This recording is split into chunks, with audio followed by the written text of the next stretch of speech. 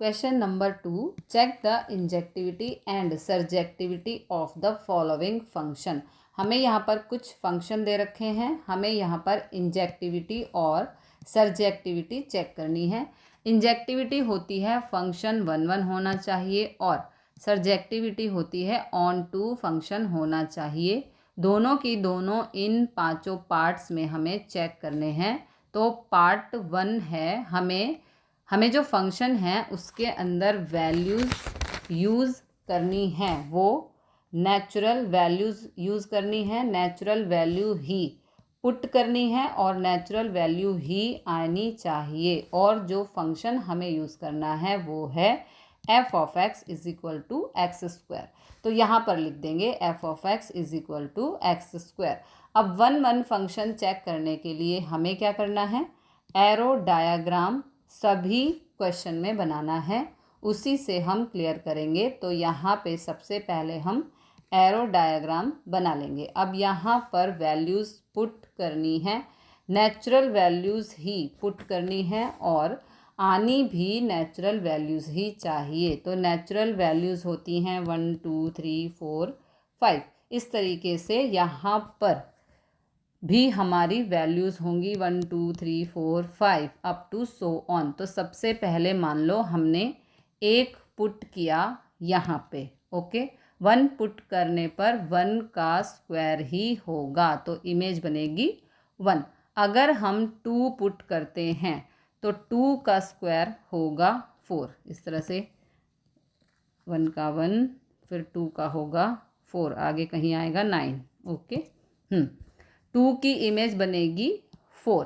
3 put करने पर आएगा यहाँ पर कहीं 9। यहाँ से हमें क्लियरली नज़र आ रहा है कि अगर ये होती है डोमेन और ये जो वैल्यूज़ होती हैं सभी ये होती हैं को डोमेन, और जिसके ऊपर एरो आई है, ओके, जो इमेज बनी है इमेज को हम रेंज बोलते हैं।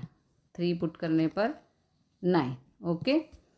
हाँ, तो ये 4 वर्ड आपको पता होने चाहिए, इनसे ही क्वेश्चन होंगे। अब यूनिक डोमेन पुट करने के बाद हमें जो इमेज बनी है वो यूनिक मिली है।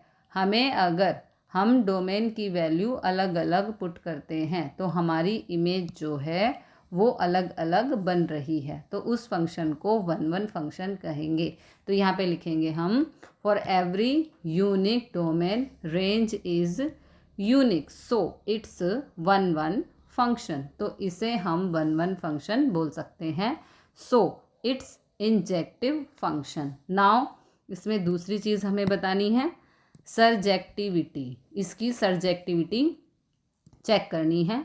ऑन टू सर्जेक्टिविटी या फिर ऑन टू सर्जेक्टिविटी में क्या होना चाहिए, जो डोमेन होती है ये डोमेन की इमेज बन गई, ये डोमेन की यहाँ पर ये इमेज बन गई। जो भी इमेज बनी है अगर हमारी को डोमेन और रेंज इक्वल हो, मतलब सारे के सारे जो एलिमेंट्स प्रेजेंट हैं, जो सभी को डोमेन हैं, वो सारी की सारी इमेज बन जाए, तो हम उस फंक्शन को ऑन टू फंक्शन कहते हैं। बट यहाँ पे देखो हमारे पास को डोमेन है, इसमें सभी नेचुरल वैल्यूज़ होनी चाहिए जो होती हैं 1 2 3 4 इस तरीके से।